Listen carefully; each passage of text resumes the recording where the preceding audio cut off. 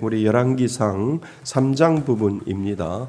열왕기상 3장 부분은 솔로몬에 대한 이야기이지요. 그래서 열왕기상 3장에 들어가서 이제 서서히 두 갈림길에 있다고 1장과 2장에서 제가 말씀드렸습니다. 그래서 북이스라엘과 남유다, 하나님은 남유다에게 구원자를 베풀어 주셔서 솔로몬과 다윗과 솔로몬을 통하여 하나님의 은혜가 계속해서 전수되어지고, 그리고 나서 열왕기상 3장에 들어가서 이제 그 출발선에 서 있는 솔로몬에 대해서 우리들에게 이야기를 해주고 있습니다. 오늘 제목이 듣는 마음이에요. 듣는 마음.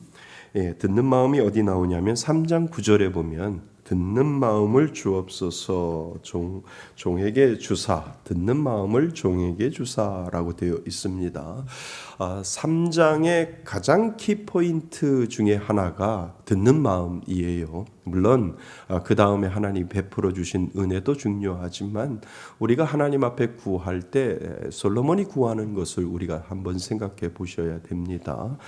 그래서 열왕기상 3장 듣는 마음이라고 하는 부분을 가지고 전체적으로 3장을 우리가 살펴보고, 여기서 하나님이 우리들에게 원하시는 것이 무엇인지를 한번 찾아보셔야 됩니다. 사람은 누구나 무엇인가를 구하며 살아갑니다. 젊을 때는 성공을, 중년에는 안정과 건강을, 노년에는 평안을 구하죠. 이것이 모두 다 인간이 가지고 있는 모습입니다. 젊었을 때는 성공하고 싶고, 중년에는 안정과 건강을 지켜주고, 그리고 노년에는 평안을 구하는 것이 우리들의 인생의 모습입니다. 그래서 지금 우리들의 나이대 50대, 60대 나이는 뭐에 관심이 많죠?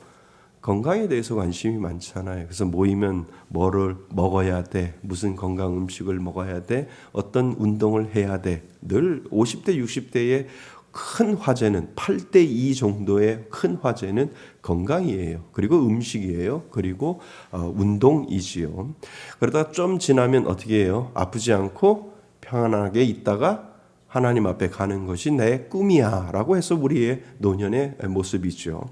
그러니까 인간의 모습이 다 그런 거예요. 중년의 모습, 젊었을 때는 좀 성공했으면 좋겠다, 돈 좀 벌었으면 좋겠다, 돈 좀 많았으면 좋겠다, 어떻게 하면 집을 살까, 이렇게 생각을 하고 중년이 지나 노년에는 결국은 편안을 구하다가 하나님 앞에 가는 것이 우리들의 인생이지요. 자, 그런데 우리가 구하는 그 무엇이 우리의 인생의 방향을 결정짓는다는 거죠. 열왕기상 3장에서 솔로몬이 우리들에게 그거를 가르쳐 줍니다. 솔로몬은 왕이 된 지 얼마 되지 않은 젊은 왕입니다. 그는 나라를 다스릴 막중한 책임 앞에 서 있지요. 그러니까 젊은 아버지의 뒤를 이은 젊은 왕이 얼마나 책임이 무겁겠어요. 그지요? 그래서 그 책임 앞에 서 있는 솔로몬의 마음을 우리는 생각해 보셔야 됩니다. 그 결과 하나님께서는 그가 구하지 않는 부와 영광까지 더하여 주셨는데, 열왕기상 3장을 살펴보면서 우리의 삶에서도 하나님이 기뻐하시는 구함, 하나님이 기뻐 받으시는 우리의 구함, 다시 말하면 기도의 간구, 이 구함이 무엇인지를 함께 우리는 3장을 통해서 살펴보려고 합니다. 자, 먼저 우리는 솔로몬의 출발을 우리가 살펴봅니다. 1절부터 4절까지 내용에서 보면 솔로몬은 애굽 왕 바로의 딸과 혼인하고, 이 뭔가 좀 이상하지요? 네. 벌써부터 약간 이상해지는 징조를 우리는 살펴봅니다. 이게 나중에 큰 걸림돌이 됩니다. 누구에게? 솔로몬에게요. 그러니까 솔로몬은 젊으니까 정략적인 결혼을 통해서 뭔가 자기 하나님이 주신 이 나라를 안정되게 만들어 보고 싶은데, 벌써 바로의 딸과 혼인하고 예루살렘 아닌 산당에서 제사를 드리는 장면이 나옵니다. 그렇다면 우리는 산당이 무엇인지를, 그 당시의 산당이 무엇인지를 생각해 보셔야지요. 왜 산당일까? 그 당시 산당은 히브리어로 직역하면 높은 곳이라고 하는 뜻이에요. 그러니까 산에 있는 신당, 이렇게 생각을 하시면 되지요. 그죠? 다 이게 절간은 다 어디 있어요? 산에 있잖아요. 그와 같이 똑같이 산당 하면 높은 곳에 있는 산. 그러니까 높은 곳에 있다라고 하는 것은 신과 뭔가 가까이 있다라고 하는 의미고 영험한 곳, 아주 이렇게 뭔가 이게 접촉하지 않은 부분이라고 생각을 해서 그 당시에도 산당이라고 하는 곳에서 제사를 지냈다라고 하는 것을 우리들에게 보여주고 있다는 거죠. 그래서 산당은 히브리어로 직역하면 무슨 곳? 높은 곳이라고 하는 뜻입니다. 고대 근동 문화에서 산이나 언덕은 신에 뭐가 있다고요? 임재가 있다고 여긴 장소였습니다. 그러니까 여기만 그런 것이 아니라 우리나라도 그렇죠. 높은 산에 대해서 이스라엘 주변에 가나안 족속들은 어디예요? 산당 위에 제단과 아세라 목상, 바알의 제단을 세워 거기에서 제사를 지냈다라고 되어 있습니다. 그러니까 이스라엘의 하나님이 모세를 이끌고 이스라엘 백성들을 가나안 땅으로 이끌어 갔을 때 그 가나안 땅에는 이미 고대 근동부터 뭐가 있었다고요? 산당이 있었다고요. 산당이 있었는데 그 이방 종교를 가지고 있는 자들이 거기에서 우리가 자주 이제 듣게 되는 아세라 목상과 바알의 제단을 세워서 거기서 뭐 했다고요? 제사를 드렸다라고 되어 있습니다. 이 제사 드린 곳에 누가 가서 제사를 해요? 솔로몬이 가서 산당에서 제사를 했다라고 되어 있잖아요. 그런데 그 이유를 우리는 알아볼 수 있습니다. 즉 산당은 원래 이방 종교의 제사 장소였습니다. 근데 왜 그 산당에 가서 솔로몬이 제사를 드릴 수 있었을까? 성전, 그러니까 예루살렘 성전이죠. 그러니까 예루살렘 성전이 아직 뭐해지지 않아서 세워지지 않았던 시기이기 때문에 이스라엘 백성은 제사장들이 있는 여러 상당에 가서 뭐를 드렸어요? 제사를 드릴 수밖에 없는 상황에 있다는 거예요. 그러니까 다윗이 뭐를 짓고 싶었어요? 하나님의 성전을 짓고 싶었는데 하나님이 너는 저기 피 묻힌 손으로 어떻게 거룩한 성전을 짓겠느냐라고 해서 하나님이 뭐라 그랬어요? 내 아들이 성전을 지을 것이다 라고 이야기를 했죠. 그러니까 다윗도 살면서 마음이 아팠던 것 같아요. 하나님의 성전이 없으니까 이스라엘 백성들이 제사를 드려도 산당에 가서 산당에서 그 장소를 빌려서 하나님 앞에 제사를 드렸구나라고 하는 것을 이 다윗도 마음 아파해서 그가 살아생전 꿈에 하나님 앞에 거룩한 성전을 지어서 올려드려야 되겠다라고 하는 그런 생각을 했는데 하나님이 거절을 했지요. 그래서 너의 아들 솔로몬이 성전을 지을 것이다 라고 하나님이 그렇게 이야기를 했던 겁니다. 그래서 예루살렘 성전이 아직 세워지지 않았던 시기 때문에 이스라엘 백성들은 제사장들이 있는 여러 산당에서 제사를 드렸습니다. 즉, 이 시기의 산당 예배는 하나님이 거기다 밑줄을 좀 쳐주세요. 어쩔 수 없이, 그지요? 어쩔 수 없이 허용된 무슨 행위요? 예배 행위였습니다. 그래, 내가 잠시 너희들에게 하나님 앞에 나에게 제사 드리는 것을 그 제사 드린 성전이 없으니까 내가 산당을 빌려줄 테니까 그곳에서 나를 위해서 제사를 지내라 라고 하나님께서 말씀을 하셨다는 거죠. 그래서 이 시기 산당 예배는 하나님이 어쩔 수 없이 허용된 예배 행위였습니다. 그래서 온전한 성전이 없었지만 그는 산당에서 하나님을 사랑하고 다윗의 법도를 행하여 제사하며 분향 드리는 마음을 누구에게 드렸어요? 하나님께 드렸는데 그가 누구예요? 솔로몬이 하나님 앞에 예배를 산당에서 제사를 드렸는데 그 제사를 드림을 하나님은 받아주셨다라고 하는 것이 오늘 본문에 보면 나오지요.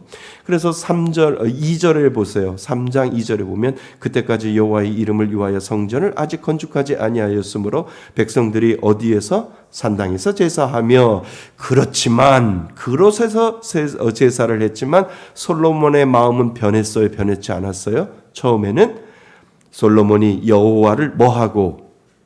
사랑하고 3절요. 솔로몬이 여호와를 산당에서 제사를 지냈지만 그가 첫 마음 처음에는 여호와를 사랑하고 그의 아버지 다윗의 무엇을 법도를 행하였으나 산당에서 제사하며 분향하였더라라고 이야기를 했다는 거지요. 그런데 하나님은 이것을 처음에는 기쁘게 받으셨어요. 왜요? 그가 산당에 가서 제사를 지내도 하나님을 사랑하는 마음이 변치 않았기 때문에 그 마음을 하나님이 받아주시는 것 같아요. 그래서 그 당시에 가장 큰 산당을 찾았는데 솔로몬이 그 찾은 산당이 어디예요? 기브온. 그죠? 4절에 보면 기브온으로 가니 거기는 산당이 뭐하다고요? 엄청 큼이라. 그러니까 이 솔로몬이 스케일이 컸던 것 같아요. 이야, 하나님 앞에 제사 드릴 때 엄청 큰 곳을 찾아서 내가 그곳에서 하나님 앞에 제사를 드리는데 1,000번째 이제 거기서 나오는 거예요. 기브온 산당, 가장 큰 산당에 올라가서 내가 하나님 앞에 1,000번제를 드리노라 라고 해서 그 1,000번제를 하나님 앞에 드리는 장면이 4절 말씀에 나오는 거죠. 그래서 1,000번제는 기브온에 있는 아주 큰 산당에서 그가 하나님 앞에 드리게 되는 겁니다. 자, 그래서 온전한 성전이 없었지만 그는 산당에서 하나님을 사랑하고 다윗의 법들을 행하여 제사하며 분향드리는 마음을 하나님 앞에 드렸지요. 나중엔 산당이 뭐 되어서 변질되어 하나님이 악하다고 나중에는 말씀을 하시지요. 왜냐하면 이스라엘 백성들이 그 산당에 가서 하나님 앞에 온전히 제사를 지내는 것이 아니라 이상하게 혼합주의, 이상하게 아주 이게 혼합된 그러한 제사를 이방신에게도 드리는지 하나님에게도 드리는지 모를 정도로 아주 혼합된 제사를 드리는 거 보면서 하나님이 이 산당을 악하다고 하나님이 나중에 말씀을 하시거든요. 그래서 하나님이 악하다고 말씀하시지만 지금까지는 하나님은 누구의 마음과 솔로몬의 마음과 정성을 받으셨습니다. 하나님 그 마음을 보셨던 것 같습니다. 자, 그래서요, 하나님이 솔로몬에게 질문하십니다. 5절 말씀해 보시면 하나님이 솔로몬에게 질문하지요. 기브온에서 솔로몬이 뭐를 드린 후? 1,000번제를 드린 후 하나님께서 그에게 내가 내게 무엇을 줄까 물으십니다. 멋있지 않아요? 여러분 기도할 때 하나님이 나타나셔서 내가 너한테 뭐 해줄게? 돈이요. 이렇게 얘기하지 않을까요? 그런데 이 솔로몬에게 하나님이 나타나서 야, 네 참 기가 막힌 1,000번제를 나한테 드리니까 내가 감동했다. 내가 너에게 무엇을 줄꼬? 하나님은 지금도 말씀하시지요. 하나님이 우리가 그 하나님이 내가 너에게 무엇을 줄꼬 이렇게 말씀하시지 않고 하나님이 그냥 주셔요. 누구의 피로?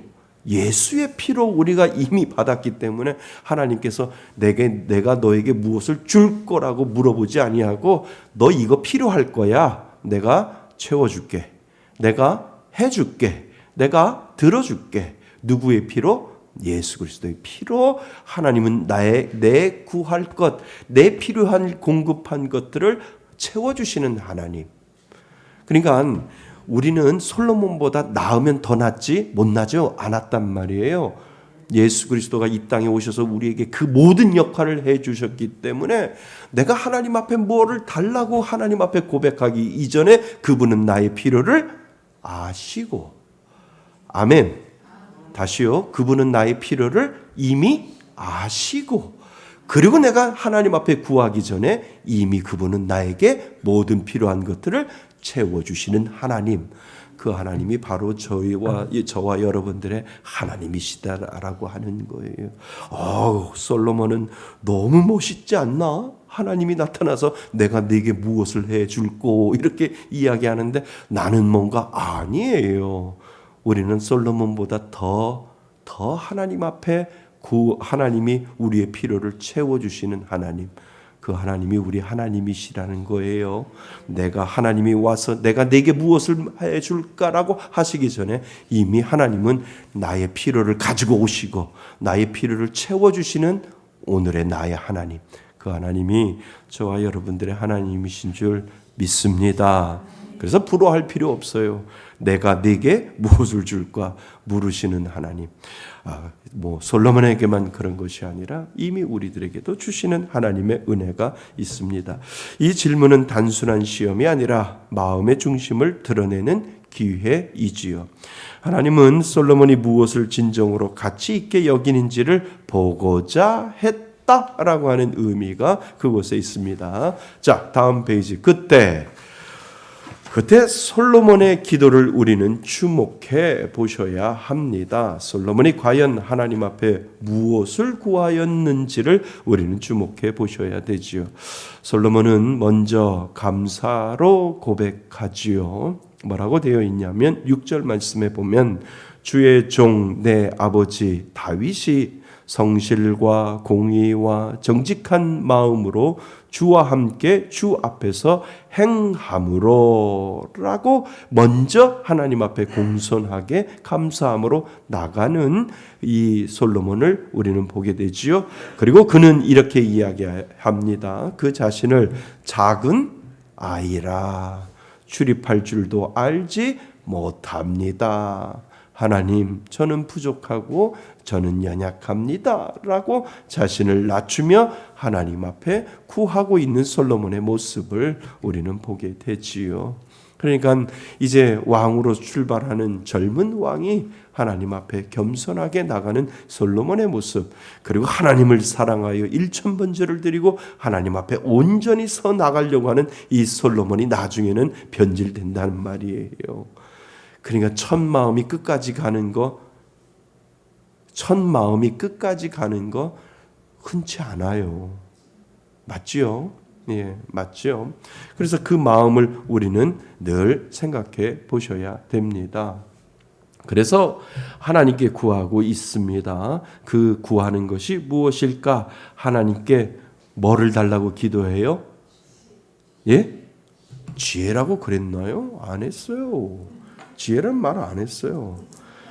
신지혜 안 했어요. 예. 10절 말씀에 보세요. 10절 말씀 같이 읽어보겠습니다. 아니다. 9절 말씀 같이 읽어보겠습니다. 시작. 누가 주의 이 많은 백성을 재판할 수 있사오리이까? 듣는 마음을 종에게 주사 주의 백성을 재판하여 선악을 분별하게 하옵소서. 솔로몬이 무엇을 구했어요? 하나님 앞에 하나님, 이 모든 백성들을 내가 재판할 수 없고 내가 이 백성들을 다 다룰 수 없는데 하나님 먼저 무슨 마음을 달라고요?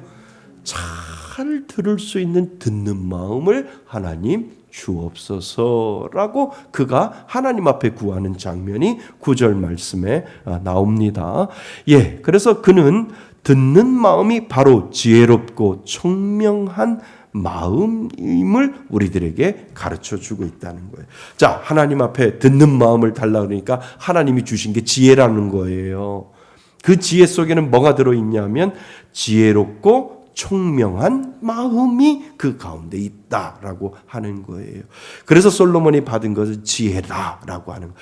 솔로몬이 구한 것은 지혜가 아닌데 하나님 모든 것들을 다 잘 할 수 있는 듣는 마음을 먼저 주셔서 그 듣는 마음을 가지고 모든 나라를 통치할 수 있도록 도와주옵소서라고 할 때 하나님이 너의 영광을 위해서 구하지 아니하는 네 마음이 참 대단하다.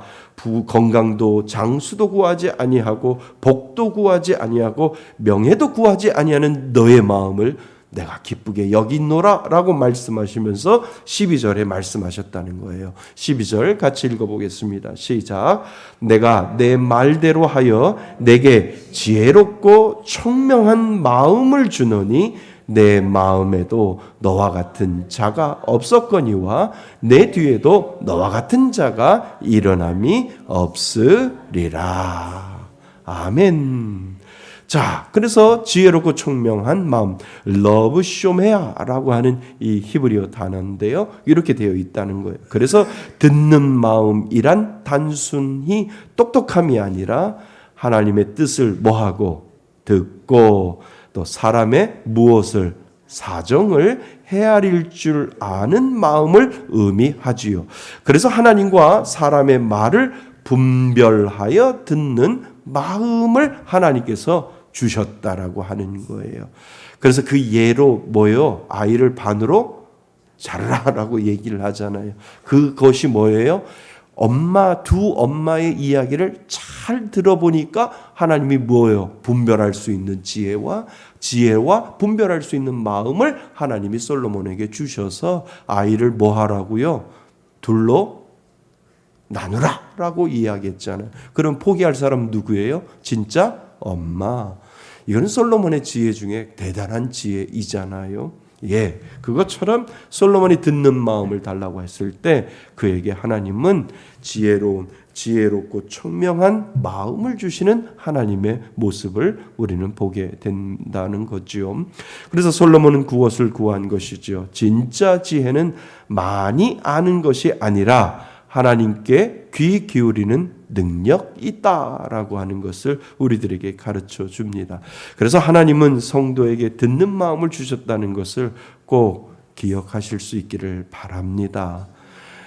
가장 좋은 것이 무엇이냐면 들을 줄 아는 거예요.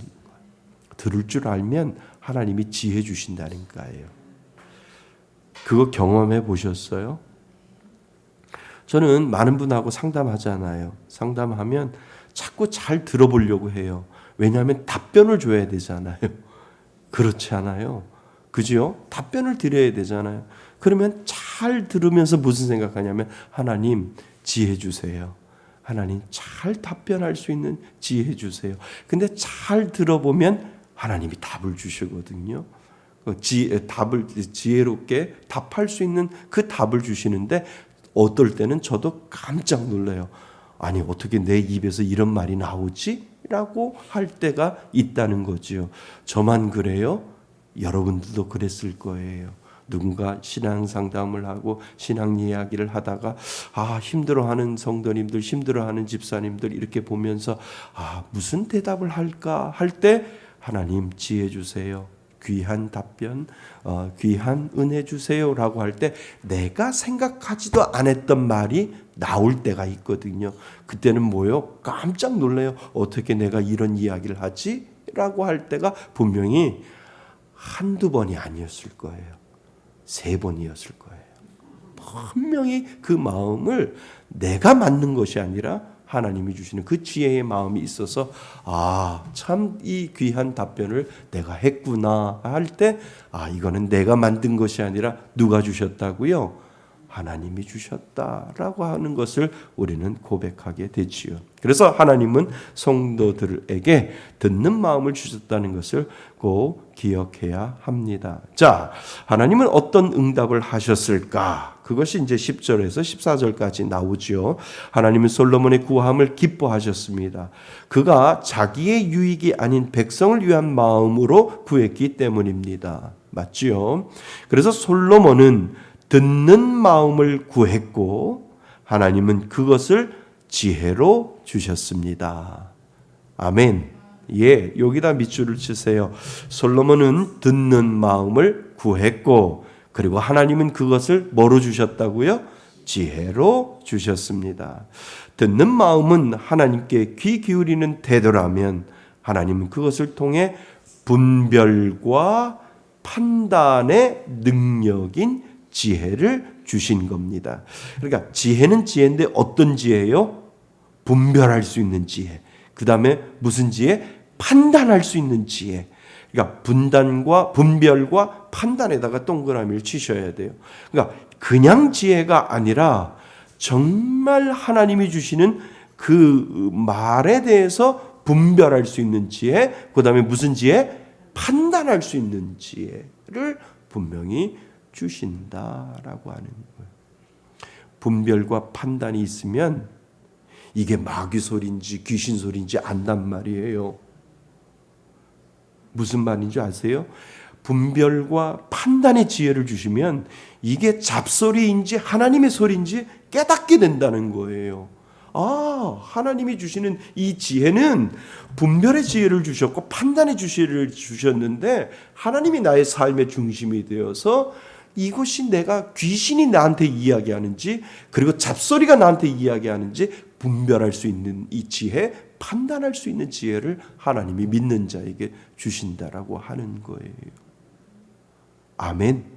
예. 그래서 여러분들이 어떠한 일들을 결정하거나 어떠한 일들을 판단할 때 하나님, 저에게 분명히 이 지혜 주신 줄 믿습니다. 저는 하나님을 믿거든요. 그러니까 하나님을 믿으니까 하나님이 이 지혜를 주시는지 이 지혜를 주신 줄 믿사오니 하나님 저에게 분별의 영이 더 나타나게 하시고 판단의 영이 저에게 더 나타나게 하여 주셔서 하나님 실수하지 아니하도록 오판하지 아니하도록 잘못 선택하지 아니하도록 하나님 저에게 은혜 주옵소서라고 하는 기도를 여러분들 하나님 앞에 하셔야 되는 거예요. 그러니까 우리에게는 지혜는 지혜인데 분별할 수 있는 지혜와 판단할 수 있는 지혜가 분명히 있습니다. 예, 그것을 놓고 기도하셔야 돼요. 하나님, 이게 하나님이 말씀하시는 것인지 판단할 수 있는 지혜, 분별할 수 있는 지혜를 하나님은 분명히 믿는 자에게 주셨다. 여러분 안에 분명히 이 은혜가 있는 줄 믿습니다. 예, 그래서 하나님은 그에게 비할 데 없는 지혜와 부와 영광까지 하나님은 주십니다. 그래서 우리는 꼭 알아야지요. 하나님이 기뻐 받으시는 기도는 나를 위한 기도가 아니라 하나님 나라를 위한 기도다라고 하는 거예요. 하나님 저에게 듣는 마음을 주옵소서. 나를 위한 기도가 아니라 누구를 위한 기도? 하나님 나라를 위한 기도를 할 때 하나님은 거기에서 감동 받으신다는 거예요. 그러니까 제가 늘 말씀드리잖아요. 하나님 건강하게 해주세요. 요거는 나를 위한 기도라니까요. 하나님 건강해야 전도하잖아요. 이건 누구를 위한 기도예요? 하나님 나라를 위한 기도잖아요. 하나님 저에게 지혜롭게 판단할 수 있는, 지혜롭게 분별할 수 있는 은혜를 주세요. 하나님의 나라를 위해서 제가 사용되겠습니다 라고 하는 그 기도를 하나님 앞에 하셔야 된다는 거예요. 그래서 여러분들 기도할 때 나를 위한 기도가 아니라 누구를 위한 기도? 하나님 나라를 위한 기도가 그렇게 필요한 것을 이 솔로몬을 통해서 우리들에게 지금 가르쳐주고 있다는 거예요. 하나님 병원 좀 그만 갔으면 좋겠습니다. 누구를 위해서? 나를 위해서가 아니라 그래야 아프지 않아야 전도하고 그래야 하나님 열심히 섬기고 주님 앞에 갑니다 라고 하는 이 나라를 위한 기도가 아니라 하나님의 나라를 위한 기도가 우리들에게 필요한 것을 이 솔로몬을 통해서 우리에게 가르쳐주고 있다는 거죠. 그래서 그 기도를 들으시는 하나님은 매우 흡족하셔서 우리가 생각하지도 못한 더 많은 은혜를 주실 수 있음을 우리에게 보여주고 있습니다. 그래서 실제로 하나님이 솔로몬에게 주신 지혜의 실제 이야기를 전해주고 있지요. 우리가 읽지 않았지만 16절부터 28절까지 우리가 아주 잘 아는 솔로몬의 지혜가 나오잖아요. 지혜가 실제로 어떻게 드러나는가? 두 여인이 한 아이를 두고 서로 자기 아이라고 주장하는 사건이 나타나지요. 솔로몬은 단순히 재판 기술로가 아니라 사람의 무엇을 마음을 꿰뚫는 분별력으로 판단하는 그 샘플이 지금 아이를 둘로 나누라라고 하는 겁니다. 그러니까 사람의 마음을 꿰뚫는 뭐요? 분별력으로 판단하고 있는 솔로몬의 모습을 우리들에게 보여주고 있다라고 하는 거지요. 그래서 아이를 둘로 나누라라는 그의 말은 잔혹한 재판이 아니라 진짜 누구의 사랑? 어머니의 사랑을 드러내는 지혜로운 시험으로 정말 교회를 다니지 않는 사람도 이 솔로몬의 지혜는 누구나 다 알고 있는 거예요. 그래서 결국 백성들은 솔로몬의 지혜를 보고 하나님이 그와 함께 하심을 뭐요? 깨달았습니다. 그러므로 하나님이 기뻐하시는 지혜는 하나님을 경외하며 그의 뜻을 듣는 마음입니다. 하나님, 저에게도 듣는 마음을 주옵소서. 저에게도 듣는 마음을 주옵소서. 그 듣는 마음의 기본은 뭔 줄 아세요? 하나님이 하나님 앞에 예배의 자리로 나오셔야 되는 거죠. 네. 그래서 하나님이 기뻐하시는 지혜는 하나님을 경외하며 그 뜻을 듣는 마음입니다. 하나님은 성도에게 솔로몬과 같이 듣는 마음을 주셨습니다. 그 마음이 바로 지혜롭고 총명한 마음이지요. 한 젊은 신학생이 하나님께 이렇게 기도했습니다. 하나님, 저를 유명한 설교가로 써주세요. 그런데 아무리 노력해도 변화가 없었지요. 어느 날 그는 기도 중에 이런 음성을 들었다고 합니다. 너는 나를 위하여 일하고 싶다 하지만 사실은 너 자신을 드러내고 싶어 하는구나. 그지요? 욕심이지요. 욕심. 누구나 다 그 욕심 가지고 있잖아요. 그날 이후 그는 기도를 바꿨습니다. 하나님, 제가 누구의 뜻? 주의 뜻을 듣는 종이 되게 해 주옵소서라고 기도를 바꿨다라고 하는 거죠. 그래서 진짜 지혜는 내 뜻을 이루는 힘이 아니라 하나님의 뜻을 듣는 겸손함에서 나오고 있는 것을 우리들에게 지금 말씀해 주시는 겁니다. 우리는 무엇을 구하고 있는가? 하나님 앞에 기도하셔야지요. 하나님께서 오늘 우리에게 내게 무엇을 줄까 물으신다면 우리는 무엇이라고 대답하겠습니까? 많은 사람은 건강, 돈, 성공을 구합니다. 그러나 솔로몬은 무슨 마음요? 듣는 마음, 즉 하나님의 뜻을 분별할 수 있는 마음을 구하고 있음을 우리들에게 보여주고 있다는 거지요. 그래서 우리도 인생의 갈림길마다, 관계의 문제마다 주님, 제게 무슨 마음요? 먼저 하나님 앞에 듣는 마음을 주옵소서라고 하는 이 기도를 우리가 오늘도 올려드려야 됩니다. 듣는 마음은 어디에서 자란다고요? 예배에서 자란다는 거예요. 어디서 들으실 거예요? 하나님의 말씀을 듣는 그 예배의 자리에서 분명히 듣는 마음이 생기고 그곳에서 하나님은 지혜롭고 청명한 지혜의 마음을 가질 수 있도록 예배를 통해서 하나님이 우리들에게 주신다라고 하는 거예요. 그것이 뭐예요? 깨달음이잖아요. 그러니까 주일날 그리고 말씀의 자리에서 하나님의 말씀을 들었을 때 내가 풀지 못했던 그 문제를 그 말씀을 통해서 하나님이 풀어내실 때가 있다는 거예요. 똑같은 말씀을 하시는데 그 말씀이 내 환경으로 다가오고 내 상황으로 다가오셔서 하나님이 이렇게 결정하고 이렇게 분별하고 이렇게 판단하라고 하나님께서 말씀하시는구나 라고 우리가 깨달을 때 그 말씀이 내게서 듣는 마음으로 다가온다는 거지요. 아멘. 예, 그 은혜가 믿는 자에게 분명히 있습니다. 그래서 예배에서 우리는 자라게 되는 거지요. 이 기도를 듣는 마음은 예배에서 자랍니다. 그래서 솔로몬은 기브온에서 예배 후에 지혜를 얻었습니다. 지혜는 세상 공부로 얻는 것이 아니라 하나님의 임재 속에서 얻는 은혜이지요. 믿습니까? 예, 지식은 우리는 배울 수 있어도 지혜는 누가 주셔야 돼요? 하나님이 주셔야 되는 거지요. 그래서 예배는 하나님께 묻고 하나님의 뜻을 듣는 자리입니다. 맞지요? 네, 여기다 밑줄을 그으세요.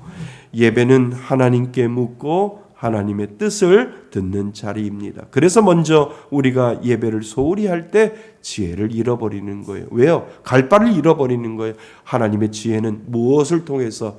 하나님의 말씀을 통해서 그 지혜가 다가오기 때문에 우리는 그 지혜를 예배의 자리에 있지 않을 때 점점 그 지혜를 잃어버릴 수 있습니다. 세상 지혜로 모든 것을 판단하고 결정한다는 거지요. 하나님께서 주신 듣는 마음으로 사람의 말 속에 진심을 듣고 사랑으로 판단하려고 할 때 하나님은 내가 생각하지도 못한 하나님의 지혜를 오늘도 저와 여러분들에게 전수해 준다. 아멘. 예. 그래서 하나님은 오늘도 우리들에게 먼저 듣는 마음으로 우리가 하나님 앞에 다가갈 때 하나님은 우리가 상상하지 못하고 우리가 깨닫지 못하는 지혜의 마음을 분명히 주시는 하나님, 그 하나님이 저와 여러분들의 하나님이신 줄 믿습니다. 우리는 솔로몬보다 더 많은 은혜를 받을 수 있어요. 예수 그리스도의 그 보혈의 피가 오늘도 저와 여러분들 가운데 있기 때문에 그렇다는 거죠. 그 은혜로 먼저 하나님 앞에 하나님 잘 들을 수 있는 지혜를 듣는 마음을 하나님 주셔서 모든 것들을 지혜롭게 결정하고 판단할 수 있는 하나님의 귀한 은혜가 임하게 해달라고 기도하실 수 있기를 바랍니다. 오늘 주신 말씀 가지고 우리 잠시 하나님 앞에 기도할 때요, 듣는 마음 주셔서 하나님 잘 판단하고 잘 분별할 수 있는 지혜로 하나님 앞에 늘 바로서 나갈 수 있는 하나님의 귀한 자녀 되겠습니다. 귀한 지혜 주세요. 하나님 앞에 우리 잠시 기도하고 마치겠습니다. 기도하겠습니다.